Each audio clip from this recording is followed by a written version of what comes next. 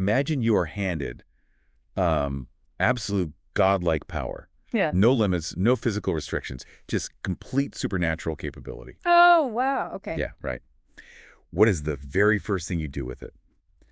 Do you decide to party for 10,000 years Yeah. across the cosmos, completely detached from the struggles of the universe? I mean, that sounds pretty tempting. Or do you immediately enroll in an eternal, grueling program of cosmic study to manage the very fabric of reality? That is quite the It contrast. really is. Yeah. But because if we look at certain esoteric texts, those might actually be your only two options at the absolute peak of spiritual evolution. Welcome to the Deep Dive. Glad to be here. Today, we are immersing ourselves in a highly detailed, translated excerpt from a text called The Difference Between Supercelestial Beings and Buddhas, Part 2. And it's authored by Su Feng. Yeah, and we are looking at a document that essentially provides a cosmological blueprint. Right. It takes the concepts of enlightenment and transcendence, which we usually treat as this vague, singular finish line, and completely shatters that idea. Totally does. Instead, it outlines two incredibly distinct, diverging paths of existence at the highest levels of reality. It really forces us to examine the very nature of existence and what an ultimate state of being actually demands. Exactly. We're exploring the ultimate carefree existence on one hand versus the ultimate path of disciplined enlightenment on the other. And, we aren't just treating this as some dry, ancient-sounding spiritual doctrine. No, not at all. If you are listening to this, you've probably felt the tension between these two paths in your own life. We are constantly sold the dream of absolute freedom, right? Mm-hmm. The passive income, the early retirement, the ability to just wander the world without a care. The ultimate bohemian dream. Yes. But we also have this deep, nagging drive toward purpose, responsibility, and mastery. Okay, let's unpack this. To ground the concepts we are about to explore, think of this as comparing the ultimate off-the-grid bohemian wanderer who lives purely in the present moment with a highly disciplined, obsessed scholar who is perfectly willing to sacrifice comfort to uncover the fundamental truths of the universe. That is a great way to frame it. And to understand how those human archetypes translate into cosmic beings, we first need to look at how this specific text defines its terms. Because it's very specific, isn't it? Very. The source material is particular. It defines a celestial being based on its literal translation, which is one who dwells in the mountains. Dwells in the mountains, got it. Right. This is being completely detached from worldly affairs, human drama, societal structures, all of it. The text says they roam freely in nature and embody two specific qualities: fluidity and spontaneity. Okay, so they are the embodiment of a frictionless existence. They just flow. Exactly. Just pure flow. But then we have the Buddha. The text defines a Buddha as one who transcends human limitations entirely. But here is where the text throws a major curveball. It really does. Instead of transcending limits to roam freely like the celestial beings, Buddhas pursue supreme enlightenment under strict divine laws. The text specifically states that they embody absolute solemnity. Which sounds intense. It does. And I have to push back on the logic here a bit.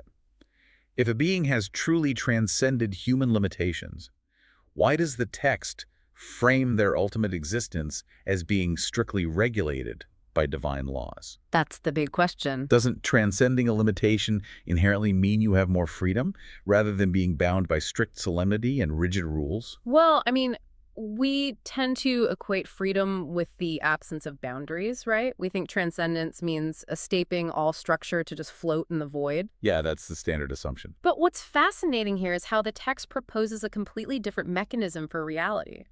For a Buddha, transcending human limitations doesn't mean escaping the concept of order. It means realizing that the universe operates on a higher divine physics. Whoa, divine physics. I like that. Yeah, and the solemnity the text refers to isn't sadness or stiffness.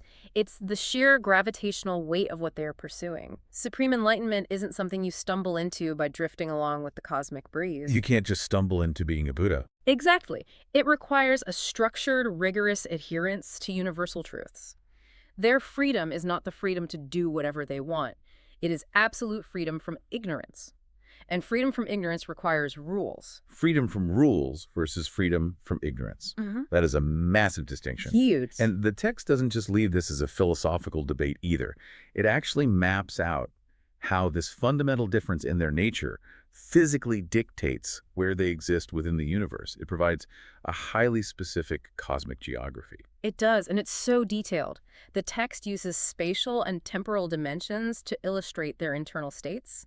So the celestial beings, the fluid wanderers, they are divided into a 5-tier hierarchy. Right, but these tiers aren't really rungs on a corporate ladder, are they? No, not at all. They are defined by temporal realities. Right, the text lays out these ranks. You have terrestrial celestial beings who reside in what is called the 10,000-year world, then human celestial beings in the 1,000-year world. Which is still a really long time. Definitely. And then there are ghost celestial beings who exist in the twilight space between yin and yang. And at the absolute top, the super celestial beings on the celestial islands continent and divine celestial beings who have no fixed abode at all. Let's look at the mechanics of those environments for a second. Living in a 10,000-year world fundamentally changes the physics of your consciousness. I mean, I would imagine so. Right. If your temporal bandwidth stretches for 10 millennia, human urgency, anxiety, the rush of daily affairs, it all just evaporates. You become naturally fluid because time itself is no longer a constraint pressing against you. That makes a lot of sense. And consider the ghost celestial beings in that space between yin and yang. That isn't a physical place, it's a liminal state. It's the ultimate fluid environment existing purely in transition, matching their spontaneous nature perfectly. Now, contrast that entirely with the Buddhas. Yeah. The text outlines that Buddhas do not exist in these shifting temporal bands or twilight zones. They have 10 distinct levels, and each level corresponds to a highly specific named continent. Very specific. Yeah, the text mentions the Lotus continent, the Amida Buddha continent, all the way up to the Supreme Enlightenment continent. It's a very rigid step-by-step ladder. A completely different structure. But wait, if we go back to the celestial beings, the text explicitly says they embody spontaneity and fluidity. How fluid and spontaneous can you really be if you are categorized into a 5-tier system and literally assigned to exist within the 1,000-year world? That's a fair point. If I'm stuck in a specific world, I'm not exactly roaming free, you know? Well, the fluidity exists within the parameters of their specific cosmic bandwidth. The 1,000-year world isn't a cage, it's the specific container that their current level of detachment requires. Oh, I see. So it's like water. How so? Water is perfectly fluid. It's the literal definition of spontaneous movement. But it still requires a container to pool in, whether that's a small cup, a lake, or a massive ocean. The container changes based on the volume, but the nature of the water itself remains fluid. That is the perfect way to conceptualize it. The higher a celestial being's rank, the broader their container becomes. The terrestrial being has the massive ocean of the 10,000-year world, until eventually they reach the level of the divine celestial being, the ocean evaporates, and they become the moisture in the air itself. No fixed abode whatsoever. Wow. The Buddhas, however, aren't water. They are the architects building the continents. They move sequentially from the Lotus continent upward, mastering the specific divine laws of each realm before progressing. Which brings us to the exact point where these two entirely different cosmological systems crash into each other. Because if you read the text closely, there's one location that shows up on both the fluid celestial map and the rigid Buddha map. Yes, the Celestial Islands continent. The Celestial Islands continent. It's wild. This is the hinge on which the entire philosophy of the text turns. Yeah, the text reveals a massive, universe-shifting twist. Yeah. It states that all super celestial beings, which is the absolutely highest rank of these carefree wanderers, are Buddhas. They are. They have successfully attained Buddhahood on this Celestial Islands continent. But, and this is the critical distinction, Buddhas are not necessarily super celestial beings. If we connect this to the bigger picture, we are basically looking at a cosmic Venn diagram. The circle of super celestial beings exists entirely inside the much larger circle of Buddhas. That's such a trip to think about. It is. To become the ultimate carefree wanderer with no fixed abode, you actually have to have achieved Buddhahood first. You must reach that high baseline. But once that baseline is reached, a radical divergence in choice occurs. And the text uses a surprisingly mundane, everyday analogy to explain this cosmic divergence. And it makes it so easy to grasp. It compares these supreme beings to our education system. It's a great analogy. It states that within the Buddha realm, the status of a super celestial being is only considered intermediate. They're merely comparable to university graduates. Above them are beings who operate like master's students and doctoral students. It perfectly encapsulates the divergence in motivation. A super celestial being is a student who finishes their bachelor's degree, walks across the stage, gets their diploma, and says, I am done. Right. I'm checking out. Exactly. I've learned enough to navigate the world comfortably, and now I'm going to go out and just enjoy my life. They intentionally cease further studies. And the Buddhas. The Buddhas are the lifelong academics. The text is very clear on this. Buddhas never, under any circumstances, abandon their pursuit of higher learning. Here's where it gets really interesting. The text is essentially telling us that becoming the most blissful, carefree being in the universe is the equivalent of dropping out of cosmic grad school. That's exactly what it is. You do the brutal, solemn work to get the undergraduate degree in enlightenment. But then you realize that degree gives you enough supernatural power to live an incredibly comfortable, blissful eternity. So you drop the textbooks. You decide you don't need the PhD in supreme enlightenment to be happy.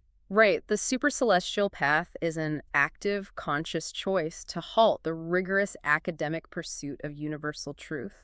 It's a choice. Yes. The Buddha path is a refusal to rest on the laurels of intermediate enlightenment.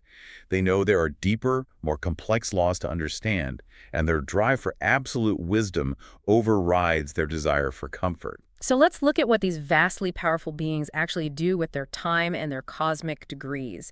Because if you have attained intermediate Buddhahood, you possess immense supernatural power. How does a cosmic dropout spend eternity? Well, the text is unambiguous about this. Super celestial beings focus entirely on self-amusement. Self-amusement. Yep.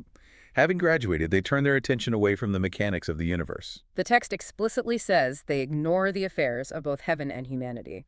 They are described as the freest, happiest, and most blissful beings in existence. They are literally referred to as the greatest creator's favorites. Which is quite a title. It really is. Yeah. They possess all these supernatural abilities, but they only use them for play. It's like being a cosmic trust fund kid.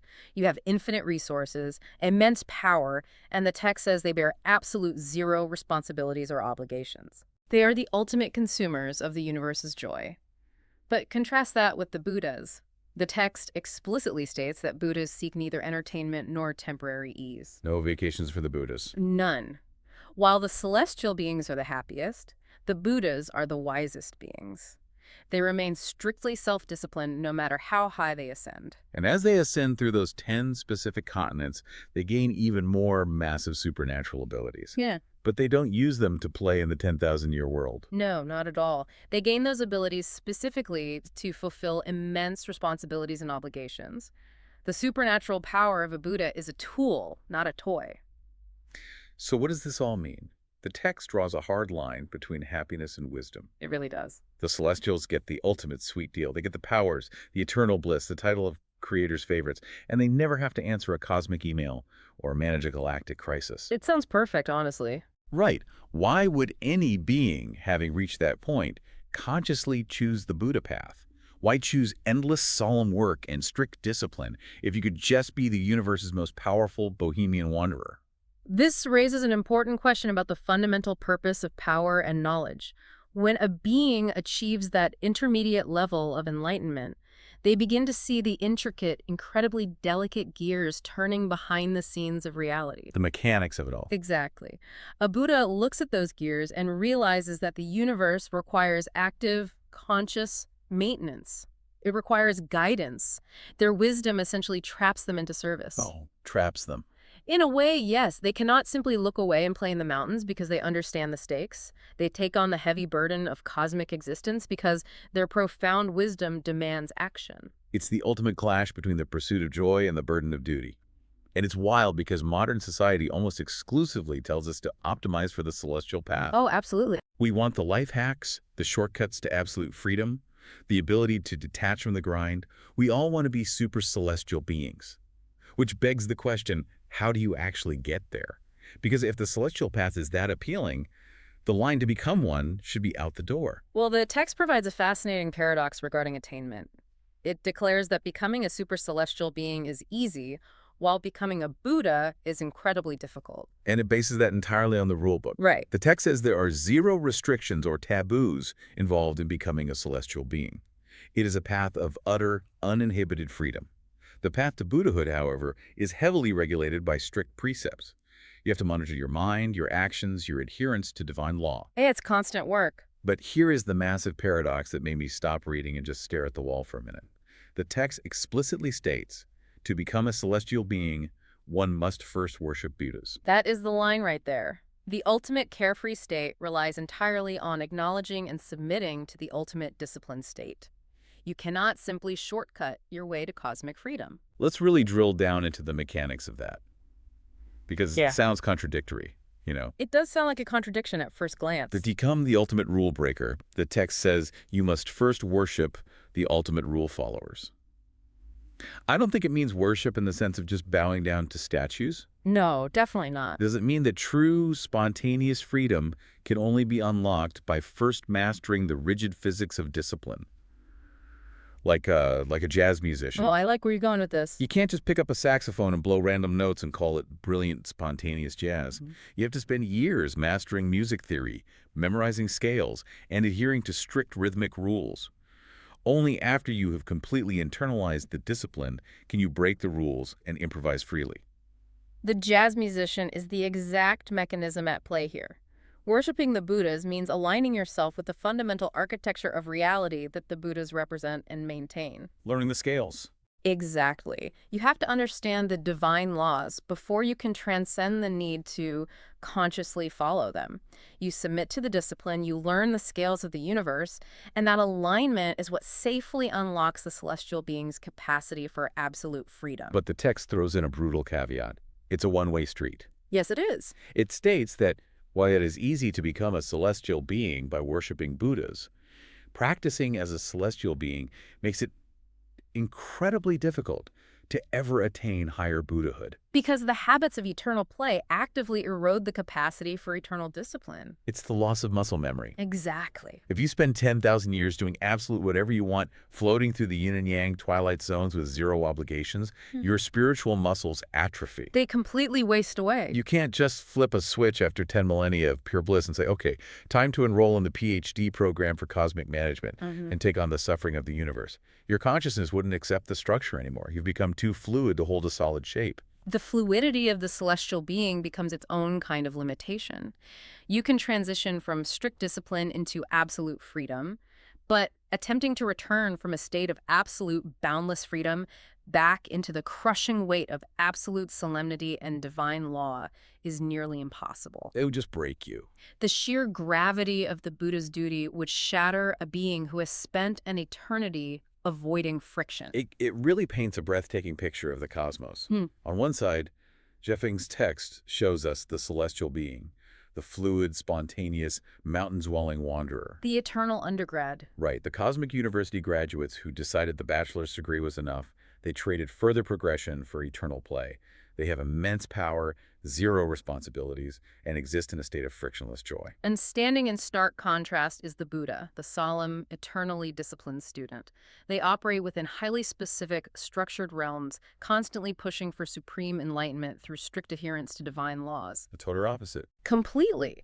They possess ultimate wisdom and willingly bear the immense, grinding responsibilities of maintaining reality. It's the ultimate cosmic trade-off. The universe seemingly forces a choice between ultimate happiness and ultimate wisdom, between total freedom and total duty. Which leaves me with one final thought for you to ponder long after we sign off today. Let's hear it. It's something that isn't explicitly spelled out in the text, but it's the inevitable conclusion of that paradox we just discussed. The text states that to become a celestial being, one must first worship Buddhas. The carefree literally rely on the disciplined to achieve their state. Right. The Buddhas are the ones studying the divine laws, taking on the obligations, and managing the intricate mechanics of the cosmos. Which makes you wonder, without the eternal students doing the heavy lifting in the background, would the playground even exist for the celestial beings to play in? That's a profound thought. Is the absolute freedom of the bohemian wanderer entirely subsidized by the crushing duty of the solemn scholar? It's something to think about the next time you find yourself resenting the disciplines and responsibilities in your own life. You might strive for the carefree summit, but never forget the disciplined scholars holding the mountain together beneath your feet. Thanks for joining us on this deep dive.